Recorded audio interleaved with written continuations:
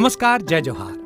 क्या आप भी गवर्नमेंट एग्जाम्स की तैयारी करना चाहते हैं? क्या आप भी मेमोरी टेक्निक्स और ट्रिक्स के जरिए बहुत ही कम समय में स्मार्ट स्टडी करना चाहते हैं? क्या आप चाहते हैं कि सीजी व्यापम टॉपर आपको पढ़ाए?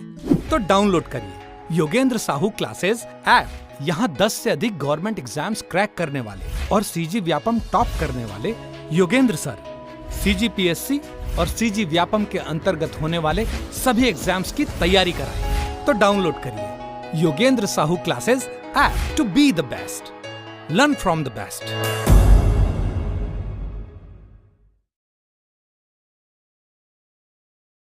कोई भी सपना साकार करने के लिए सबसे जरूरी है सही कोच का होना। चुनिए Yogendra Sahu classes first rank को और करे अपने सीजी व्यापम सीजीपीएससी का सपना साकार। Download the app now. नमस्कार दोस्तों, लास्ट वीडियो में हमने बिंबाजी भोसले के बारे में सारी जानकारी देखी थी। उनसे संबंधित कुछ अन्य जानकारी है कि उनके संबंध जमींदारों के साथ किस प्रकार थे, तो वो देखते हैं और कौन कौन से जमींदारों से उनके संबंध थे। ठीक है, तो कुछ इम्पॉर्टेंट है, जैसे कांकेर के जमींदार कौन थे, वहाँ के राजा कौन थे? धीरज सिंह। ठीक है, कौन थे जमींदार वहाँ के? धीरज सिंह, राजा धीरज सिंह। ठीक है, तो उनको जो सिहावा तालुका, जो कांकेर था वो सिहावा तालुका के अधीन था। ठीक, तो बिंबाजी भोसले वहाँ से 500 घुड़सवार सैनिक का सहयोग प्राप्त करते थे।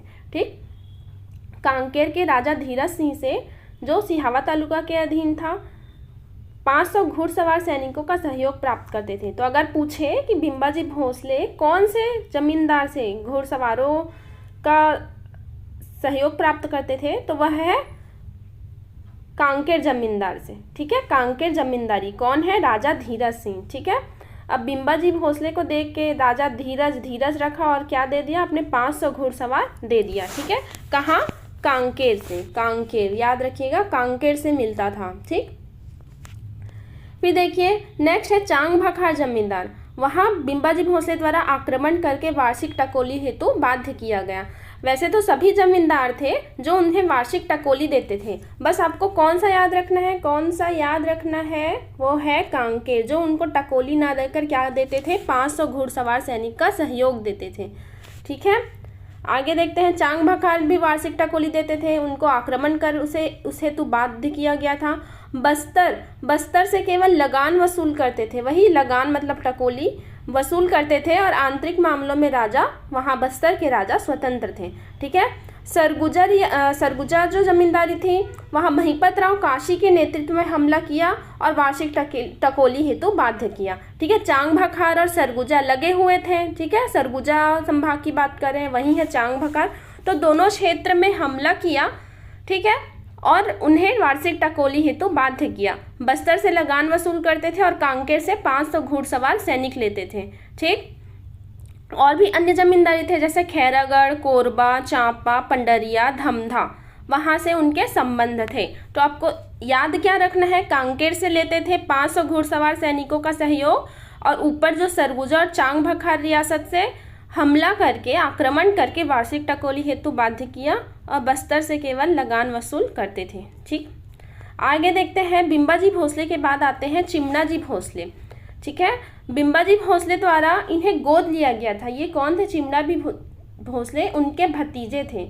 ठीक है, बिंबाजी भोसले के भतीजे थे कौन? चिमनाजी भोसले, उनको गोद लिया था। फिर बिंबाजी भोसले के बाद उनका उत्तराधिकारी चिमनाजी भोसले को घोषित किया गया था। ठीक है, परंतु 1788 में ही बिंबाजी भोसले की मृत्यु कब हुई थी? 1787 में। उसके एक साल बाद 88 में ही, एक साल बाद ही इनकी मृत्यु हो गई। ठीक है, तो जो शासन था, सत्ता का शासन था, किसके हाथों में आ गया? बिंबाजी के पत्नी आनंदीबाई के हाथों में आ गया। ठीक है, ये याद रखिएगा। फिर आनंदीबाई का संघर्ष स्टार्ट हो गया। ठीक है, फिर चिमनाजी भोसले ने सिरपुर के गंधेश्वर महादेव मंदिर का जीर्णोद्धार कराया। ठीक है, चिमनाजी भोसले ने कौन से मंदिर का? सिरपुर के गंधेश्वर महादेव मंदिर। ठीक है, ये महानदी के किनारे बसा है। ठीक, कौन बसाया था? महाशिवगुप्त बालार्जुन ने बसाया था। ठीक है, बनाया था इसे। तो गंधेश्वर महादेव मंदिर, इसका जीर्णोद्धार किसने कराया? चिमनाजी भोसले। याद रखिएगा, चिमनाजी भोसले ने कौन सा? गंधेश्वर महादेव मंदिर का निर्माण कराया।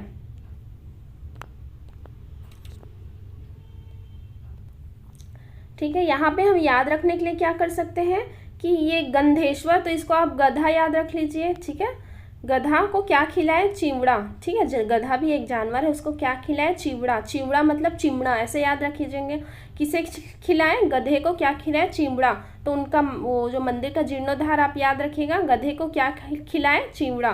तो ऐसे याद आ जाएगा कि गंधेश्वर महादेव मंदिर का जीर्णोद्धार कौन कराया? चिमनाजी भोसले, और निर्माण महाशिव बालार्जुन के काल में हुआ था। ठीक है, नेक्स्ट है व्यंकोजी भोसले। चिमनाजी भोसले के बाद आते हैं व्यंकोजी भोसले। तो आपको क्रम याद हुआ, पहले सबसे पहले आए बिंबाजी भोसले, छत्तीसगढ़ में प्रत्यक्ष मराठा शासन। फिर आए चिमनाजी भोसले, चिमनाजी भोसले। ठीक है, बिंबा के बाद चिमना, ये कौन है? उनके भतीजे हैं। ठीक है, फिर व्यंकोजी भोसले आए। ये क्या किए? ये नागपुर चले गए, बोले इनको छत्तीसगढ़ पसंद नहीं आ रहा था, बोले कि नहीं मैं नागपुर से ही सत्ता का संचालन करूंगा। ठीक है, तो इन्होंने नागपुर से यहाँ रतनपुर, नागपुर से रतनपुर के अंतर्गत सत्ता का संचालन किया। किसके द्वारा? सूबा पद्धति के द्वारा। ठीक है, इस हेतु उन्होंने सूबेदार नियुक्त किया। क्या किया? सूबा व्यवस्था लागू किया, सूबेदार नियुक्त किया, और उनके माध्यम से ये छत्तीसगढ़ में प्रशासन करते थे। ठीक है, सूबेदार कौन होते थे? इनके प्रतिनिधि होते थे। ठीक है, इनके प्रतिनिधि होते थे। ठीक, फिर इनके सेनापति थे रामचंद्र बाघ। किसके? व्यंकोजी भोसले के बारे में बोल रहे हैं। इनका शासनकाल कब से कब तक था? 1788 से 1811 तक।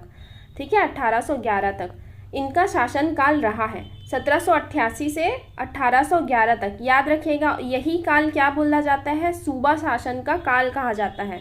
ठीक है, 1788 से 1811, 88 से 11, 8-8-1-1 याद रख सकते हैं, 8-8-1-1, 17-8-8-1-1। ठीक है, इनके शासनकाल में सेनापति रामचंद्र बाघ कौन थे? रामचंद्र बाघ ने संबलपुर पर अधिकार प्राप्त किया। ठीक है, और दूसरा काकती शासक महिपाल देव के काल में बस्तर पर आक्रमण किया, टकोली देने हेतु बाध्य किया। ठीक, और सिहावा क्षेत्र को अपने नियंत्रण में लिया। अब ये याद रखिएगा, व्यंकोजी भोसले का सेनापति कौन था? रामचंद्र बाघ। यहाँ पे दो ही नाम आपको याद रखने हैं, व्यंकोजी भोसले, उसका सेनापति था रामचंद्र बाघ। अब राम जी क्या थे? बहुत ही संबल थे, बहुत ही संयमी थे। ठीक है, तो संबल से क्या किए? संबलपुर पर अधिकार प्राप्त किया। ठीक है, एकदम संयमी थे तो संयम होकर संबलपुर का अधिकार हुआ। तो रामचंद्र संयम थे तो संबल पर अधिकार, ऐसे याद रख सकते हैं। फिर संबल से, संयमी से काम नहीं चला तो आक्रमण कर दिए। कहाँ आक्रमण किए? बस्तर में, महिपाल देव के शासनकाल में बस्तर पर आक्रमण किया। ठीक है, और टकोली देने हेतु उन्हें बाध्य किया। ठीक, संयम से काम न चला तो कहाँ? बस्तर पर आक्रमण कर दिया और इन्हें टकोली देने हेतु बाध्य किए। फिर बस्तर से लौटते हुए कहाँ? धमतरी के सिहावा क्षेत्र को अपने नियंत्रण में लिया। ठीक, कौन थे ये? रामचंद्र बाघ, इसे याद रखिएगा, रामचंद्र बाघ। ठीक है, ठीक, एक और तरीके से याद रख सकते हैं, जैसे रामचंद्र तो संबल थे, संयमी थे, संबलपुर पर अधिकार, और बाघ को ये बोल सकते हैं, बाघ बस्तर में आक्रमण किया। बस्तर क्या है? एक वनाच्छादित क्षेत्र है। ठीक है, तो बस्तर पर बाघ, बस्तर में जंगल में बाघ रहते हैं तो वहाँ आक्रमण किया, ऐसे भी याद रख सकते हैं। ठीक है, महिपाल देव के शासनकाल में। ठीक, सिहावा क्षेत्र को अपने नियंत्रण में लिया। तो ये हुआ व्यंकोजी भोसले और चिमनाजी भोसले। बिंबाजी भोसले के बाद कौन आए? चिमनाजी, फिर व्यंकोजी। अब आगे देखते हैं, पुरुषाजी भोसले या परसोजी भोसले, ये 1811 से 1816 तक रहे। यह भी व्यंकोजी भोसले की तरह सूबेदारों के माध्यम से संचालन कर रहे थे सत्ता का। परसोजी शारीरिक तौर पर शासन संभालने के लायक नहीं थे, अतः इनके सहयोगी बने कौन? अप्पा राव साहेब।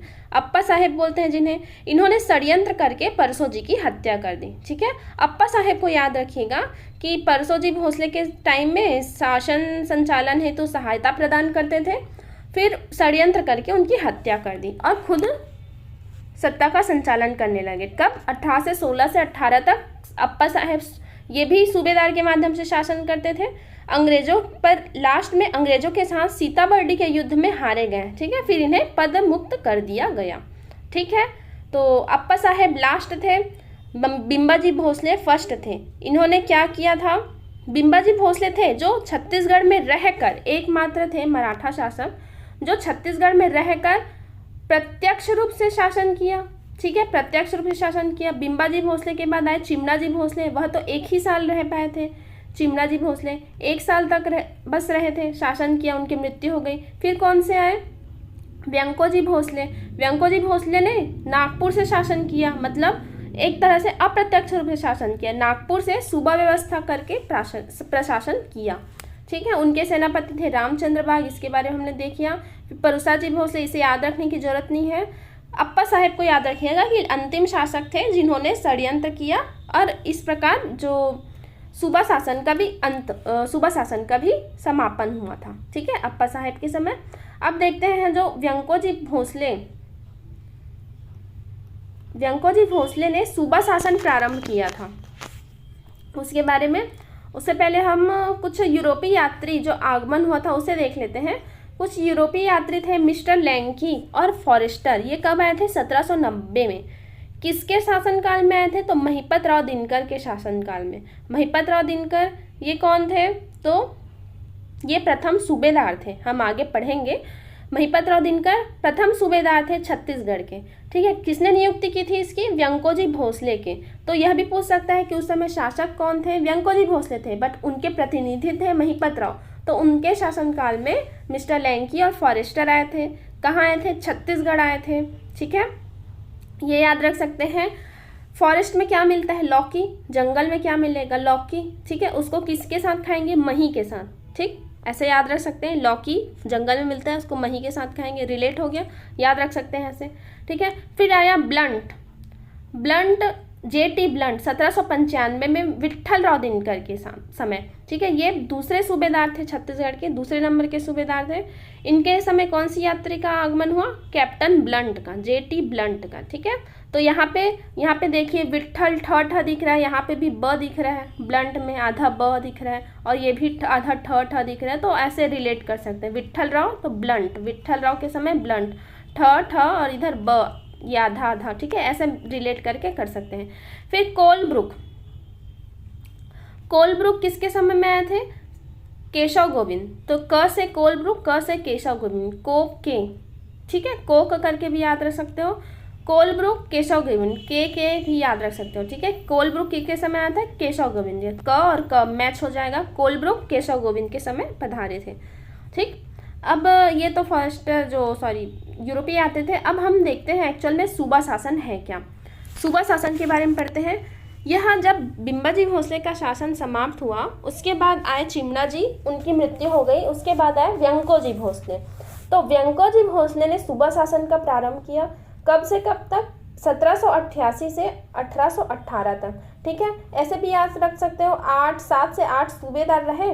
तो इस शासन का प्रारंभ कब हुआ? 88 से 18, 8 तो ऐसे आप रिलेट कर सकते हैं। 8 सूबेदार 8 से 8 तक किए। कब 8 से 8? तो 788 से 1818। ठीक है, ऐसे याद रख सकते हैं। ठीक है, 8 सूबा, 8 साल तक शासन, 8 नहीं मतलब 8 का आंकड़ा बता रही हूँ। ठीक है, सूबा शासन में।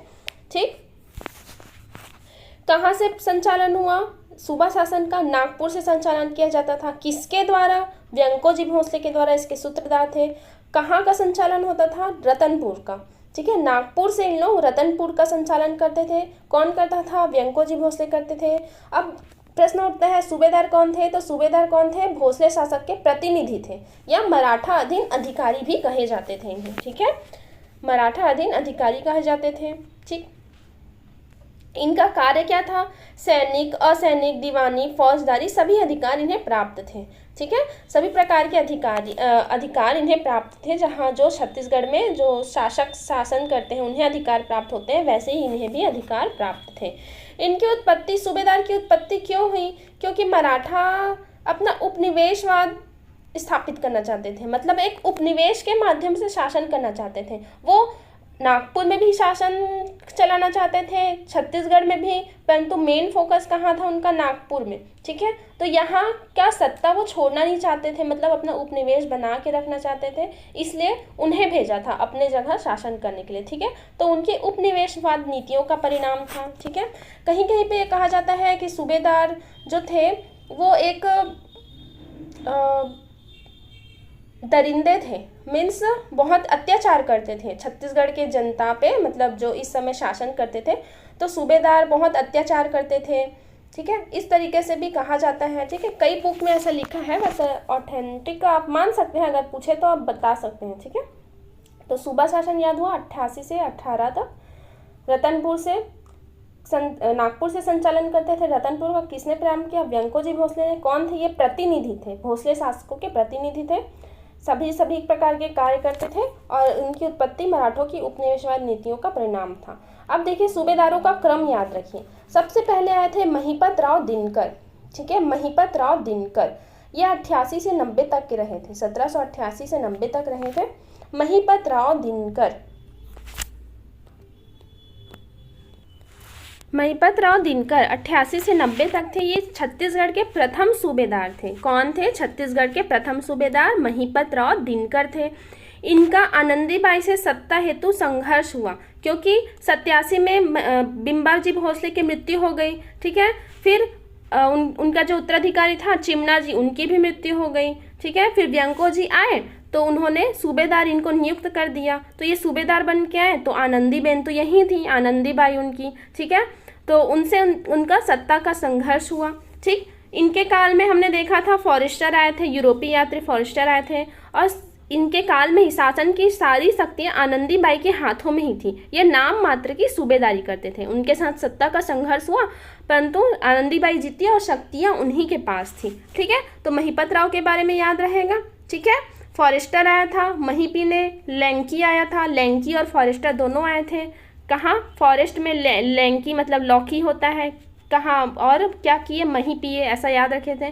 ठीक है, प्रथम सूबेदार है, याद रखिएगा, महिपत राव दिनकर। आनंदीबाई से संघर्ष हुआ और ये सिर्फ नाम मात्र के सूबेदार थे। अब देखते हैं दूसरे सूबेदार थे अपने विट्ठल राव दिनकर। इन्होंने बहुत सारे कार्य किए छत्तीसगढ़ में। इनका कार्यकाल था 1790 से 96 तक। ठीक है, विट्ठल राव दिनकर दूसरे सूबेदार थे 1790 से 96 तक।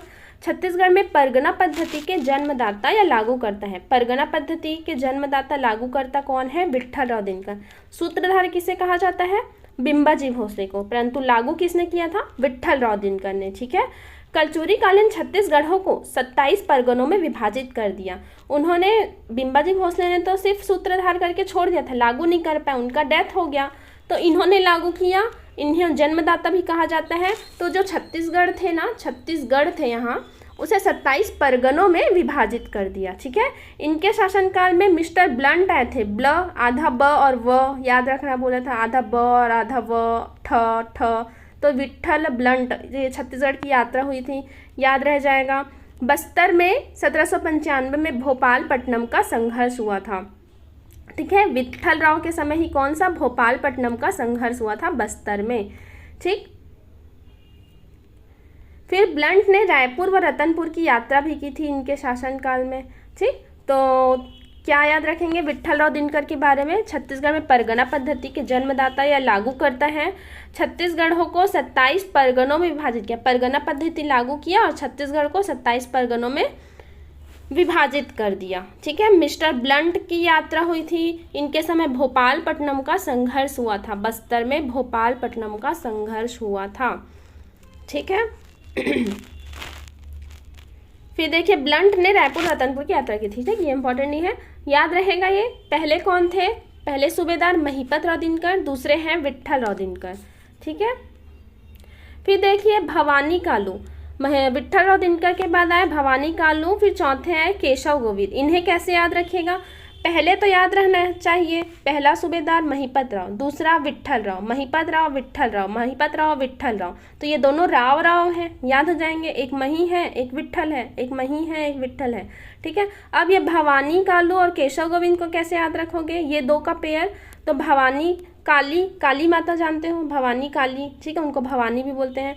दूसरा केशव गोविंद, तो ये भवानी पहले राधे कृष्ण का नाम जैसे लेते हैं वैसे ही गोविंद से पहले किन का नाम ले रहे हैं हम लोग, भवानी काली का, ठीक है, भवानी कालू का, ठीक है, तो ऐसे याद रख सकते हैं, भवानी कालू और केशव गोविंद, ठीक। तो पहले भवानी, माँ भवानी आएगी, उसके बाद केशव गोविंद आएंगे, दोनों भगवान के नाम है, तो पहले माता को पहले रखेंगे, उसके बाद भगवान केशव गोविंद आएंगे, ठीक, ऐसे याद रख सकते हैं। भवानी कालू बस सबसे कम अवधि के लिए थे, 96 से 97, बहुत कम अवधि के सूबेदार थे, कुछ खास काम किए नहीं। केशव गोविंद आए, केशव गोविंद 97 से, देखो ये सबसे कम समय तक रहे थे, भवानी जी, ठीक है, भवानी माँ हमारी सबसे कम समय तक रही, पर हमारे गोविंद जी, केशव गोविंद जी सबसे अधिक समय तक सूबेदार रहे, सबसे कम यही रहे, और उनके बाद जस्ट जो है वो सबसे ज़्यादा सूबेदार रह गए, ठीक, याद रह जाएगा।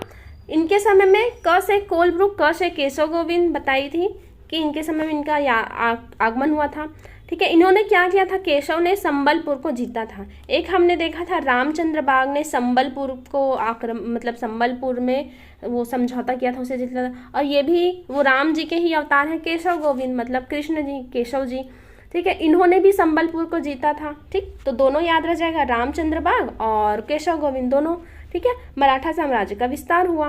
प्रथमतः पिंडारियों का आक्रमण इन्हीं के समय हुआ। पिंडारी कौन थे आगे बताएंगे। केशव गोविंद के समय ही पिंडारियों का सबसे पहले आक्रमण हुआ, ठीक है। तो भगवान केशव गोविंद के समय कौन आ गए, पंडा लोग आ गए, ऐसे याद रखना, कौन, पंडा लोग आ गए। पंडा कौन, केशव गोविंद पूजा करने के लिए आ गए, हम लोग आएंगे प्रथमतः पूजा करेंगे समथिंग, ठीक, ऐसे याद रख सकते हैं, ठीक है, तो याद रहेगा। अब आगे बढ़ते हैं। पिंडारी कौन है, पिंडारी, इन्हें शिकारी कुत्ता भी कहा जाता था। ये लूटपाट करते थे, ये लुटेरे थे, एक्चुअल में कौन थे, लुटेरे थे। आपने वो सलमान खान की मूवी देखी होगी पिंडारी वाला, ठीक है, तो उन लोग लूटपाट ही करते थे। 20-25 हज़ार लुटेरों का झुंड था। इसके प्रमुख थे लहवरिया, ठीक है, लहवरिया। तो आपने वो देखा होगा सलमान खान की मूवी, वो पिंडारी थे, उसमें क्या किए थे, बस लव गेम कर रहे थे, मतलब वहाँ की राजकुमारी साथ, ठीक है, तो उनका लव गेम चला समथिंग, तो ऐसे याद रखते हैं, लवरिया याद रख लीजिए। पिंडारी के प्रमुख कौन थे, लवरिया, ठीक। और इनका निवासी क्या था, पेंड्रा, जो गौरेला पेंड्रा मरवाही है, पेंड्रा वाला स्थल है ना, वहाँ उनका निवास था, इसलिए बोलते हैं कि पिंडारियों के नाम से उस क्षेत्र का नाम पेंड्रा पड़ा है, ठीक है, पिंडारियों के कारण ही उस क्षेत्र का नाम पेंड्रा पड़ा है, ठीक है, ऐसे भी याद रख सकते हैं, पिंडारी पेंड्रा याद रहेगा, ठीक। अब इनके बाद आते हैं, किसके बाद, बीकाजी गोपाल, सॉरी केशव गोविंद के बाद आते हैं बीकोजी पिंडरी। ये भी कुछ समय के लिए थे, कोई खास काम किए नहीं, पर उनका क्रम याद रखिएगा, बीकोजी पिंडरी आते हैं, उसके बाद आते हैं बीकाजी गोपाल। केशव गोविंद के बाद आते हैं गोपाल, गोविंद के बाद गोपाल, ठीक है, गोविंद है गोपाल, ऐसा जपते भी है ना, नाम माला जपते हैं, हे गोविंद हे गोपाल, तो गोविंद के बाद कौन आ रहे हैं, गोपाल, ठीक है। इनको भीखा भाव भी कहते हैं, क्या कहते हैं, भीखा भाव भी कहते हैं। अब देखिए पिंडारी का आगमन तो हो गया था, किनके समय, गोविंद के समय, कि पंडा लोग आ गए, हम गोविंद का पूजा करेंगे, केशव गोविंद का, ठीक। और सबसे ज़्यादा उपद्रव, पर वो आ तो गए, पर बहुत ज़्यादा अत्याचार किसके काल में किए, बीकाजी गोपाल के काल में, ठीक है। उनका बीपी बढ़ गया कैसे, बीकाजी गोपाल, पी से पिंडारी, तो बीपी बढ़ गया, मतलब बहुत ज़्यादा अत्यधिक अत्याचार कर दिए, तो इनका बीपी बढ़ गया, तो बीपी बढ़ गया से याद रहेगा, बीकाजी गोपाल के समय कौन, पिंडारी आ गए, उनका बीपी बढ़ा दिए। बीपी कैसे बढ़ता है, जब कोई ज़्यादा अत्याचार करता है, ठीक है, तो बीपी बढ़ गया, तो बीपी से याद रहेगा, बीपी, बीकाजी गोपाल के समय कौन, पिंडारियों का अत्याचार हुआ, ठीक है, और इन्होंने ही फिर अपने बीपी को कंट्रोल कर लिया, मतलब पिंडारियों का दमन कर दिया, ठीक है, बीपी बढ़ा, ठीक है, मतलब बीकाजी गोपाल के समय पिंडारियों का आगमन हुआ, फिर बीपी को कंट्रोल कर लिया पिंडारियों का दमन करके, ठीक है, याद रहेगा। इन्होंने सरगुजा रियासत की जमींदारी में हस्तक्षेप भी किया था, ठीक है। अब बीपी कंट्रोल हो गया तो क्या किए, अपना सर उठा के चले गए, कहाँ, सरगुजा रियासत में, सर उठा के रियासत में उसकी जमींदारी में चले गए, ठीक है, वहाँ हस्तक्षेप करने चले गए। बीपी ठीक हुआ तो सर उठा के कहाँ चले गए, सरगुजा, ऐसे याद रख सकते हैं। इनके शासनकाल में अब देखो, इनका बीपी जैसे ही इन्होंने कंट्रोल कर लिया तो सबका बीपी बंद हो गया, मतलब बहुत लोगों की मृत्यु हुई। कौन कौन से, व्यंकोजी भोसले की मृत्यु हो गई, भोसला शासक रघुजी द्वितीय की मृत्यु हुई, परसोजी भोसले की मृत्यु हुई। तो जहाँ अगर मृत्यु वाला पूछे ना, जिसका बीपी हाई था उसी के कारण में बहुत लोग की मृत्यु हुई, ऐसे याद रख सकते हैं। ठीक, फिर क्या है, अप्पा साहेब की नियुक्ति की गई, इसी के शासनकाल में अप्पा साहेब की नियुक्ति हुई और अंग्रेजों की सहायक संधि लागू किया गया। ठीक है, तो ये बीकाजी गोपाल का हुआ कंप्लीट। अब हम एक रिवीजन लेते हैं। रिवीजन से पहले ये दो कुछ और बचे हैं सूबेदार, उन्हें कंप्लीट करते हैं, फिर एक रिवीजन लेंगे। सखाराम, हरिराम एवं सीताराम टाटिया, ये किनके बाद आए, बीपी के बाद, मतलब बीकाजी गोपाल के बाद आए सखाराम हरिराम टाटिया। ठीक है, सखाराम सीताराम हरिराम टाटिया इनका नाम है, वो आए थे। इनकी हत्या कर दी गई थी, उतने इंपॉर्टेंट नहीं है। और अंतिम सूबेदार, इसे आप याद रखिएगा, यादव राव दिवाकर। ठीक है, पूछा जाता है छत्तीसगढ़ के प्रथम सूबेदार कौन थे, तो महिपत राव। ठीक है, प्रथम को पूछा जाता है कौन, महिपत राव। ठीक है, अंतिम कौन है, यादव राव। ठीक है, यादव जी, कृष्ण जी की जाति थी यादव, अंतिम थी। ठीक है, यादव राव कौन थे, छत्तीसगढ़ के अंतिम सूबेदार थे। 1818 तक इनके काल में, 1817 में तो पूरा दमन कर दिए थे, बीपी पूरा कंट्रोल कर लिए थे। फिर 18 तक, एक साल बाद तक पूरा पिंडारी का अंत हो गया। ठीक है, यादव राव दिवाकर के आते तक। इनके बाद ब्रिटिश रेजिडेंट जेनकिंस ने, कौन, ब्रिटिश रेजिडेंट कौन, जेनकिंस ने सूबा पद्धति को समाप्त किया। ठीक है, सूबा पद्धति को समाप्त किसने किया, तो जेनकिंस ने। ठीक है, वो बोलता है सूबा पद्धति को, आके बोलता है मैं नहीं जानता क्या होता है सूबा, मैं नहीं जानता, तो जानता तो जेनकिंस। ठीक है, जेनकिंस। ठीक, उन्होंने क्या किया, सूबा पद्धति को समाप्त कर दिया और क्या, ब्रिटिश अधीक्षकों की नियुक्ति की। ठीक है, सूबा शासन का अंत करके ब्रिटिश अधीक्षकों की नियुक्ति की। ठीक, तो हम एक क्विक रिवीजन लेते हैं। ठीक है, आप ये क्रम याद रखिए। सबसे पहले सूबेदार कौन, सबसे सर्वप्रथम सूबेदार कौन थे, महिपत राव दिनकर। फिर आए विट्ठल राव दिनकर। ठीक है, विट्ठल राव दिनकर के बाद कौन आए थे, भवानी कालू। भवानी कालू, उनके बाद कौन आए थे, भवानी कालू। माँ भवानी के बाद क्या बताई थी मैंने कि केशव गोविंद। ठीक है, ये महिपत राव, राव वाले दो हो गए, महिपत राव, विट्ठल राव, राव दो हो गए। फिर भगवान वाले दो हैं, भवानी और गोविंद, केशव गोविंद और भवानी कालू। ठीक है, भवानी पहले आएंगे, फिर गोविंद आएंगे। उनके बाद बीकाजी पिंडरी, एक पिंडरी नाम के आएंगे। ठीक है, फिर बीपी वाले आएंगे, मतलब बीकाजी गोपाल। एक तो पिंडरी आएंगे पहले, फिर बीकाजी गोपाल आएंगे, सेम दोनों का नाम है, तो गोपाल बाद में आएंगे, गोपाल। ठीक है, बीकाजी गोपाल। उनके बाद जो इम्पोर्टेंट नहीं है उतने, सखाराम हरिराम टाटिया। लास्ट में आते हैं यादवराव दिवाकर। ठीक है, और सूबा शासन कब से कब तक रहा, तो 8 सूबेदार नियुक्त हुए, तो 8 से 1788 से 8 तक, 18 तक। ठीक है, 8 का आंकड़ा याद रहेगा, किसके लिए, सूबेदारों के लिए। ठीक है, तो आप इसे रिवाइज कीजिए। इसका क्रम पूछता है, क्रम मैंने याद करने का तरीका बता दिया, आपको डेट भी बता दिया, किसने क्या क्या कार्य किया वो भी बताया है। आप इसे रिवीजन कीजिए, पढ़िए, आपसे क्वेश्चन जरूर बनेंगे और यहाँ से 100% हर बार एग्जाम में क्वेश्चंस पूछे जाते हैं। ठीक है, थैंक यू। नमस्कार, जय जोहार, जय छत्तीसगढ़। हमारे लोगन सब केंद्र और राज्य सरकार सफल हुई। 2018 में हमारे छत्तीसगढ़ में ड्यूटी स्थापना 22 में हमारे छत्तीसगढ़ में पहला नंबर आया। तो हर तरह अपन सरकारी नौकरियां छोड़ के अपने भविष्य पर पूरी तरह समर्पित है। सरकारी नौकरी करना चाहता हो तो गूगल पे